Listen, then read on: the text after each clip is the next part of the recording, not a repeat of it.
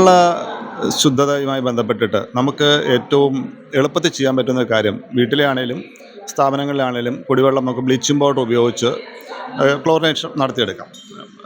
ജലത്തിലടങ്ങിയിരിക്കുന്ന രോഗാണുക്കളെ നശിപ്പിക്കുന്നതിന് വേണ്ടിയിട്ട് ഉള്ള ഒരു മാർഗ്ഗമാണ് ക്ലോറിനേഷൻ. അപ്പോൾ നമുക്ക് 30% 33% ഒക്കെ വീര്യമുള്ള ബ്ലീച്ചിങ് പൗഡർ 1000 ലിറ്ററിന് 5 ഗ്രാം എന്ന അളവിലെടുത്ത് കുറച്ച് വെള്ളം ചേർത്ത് പേസ്റ്റാക്കി അതിലേക്ക് കൂടുതൽ വെള്ളമൊഴിച്ച് നന്നായി കലക്കി അതിൻ്റെ തെളി മാത്രം നമ്മൾ ഉപയോഗിക്കുന്ന കിണറ്റിലേക്ക് ഒഴിച്ച് നന്നായി തുടിച്ച് 1 മണിക്കൂർ വിട്ട് കഴിഞ്ഞാൽ ആ വെള്ളം ക്ലോറിനേറ്റഡ് ആകും.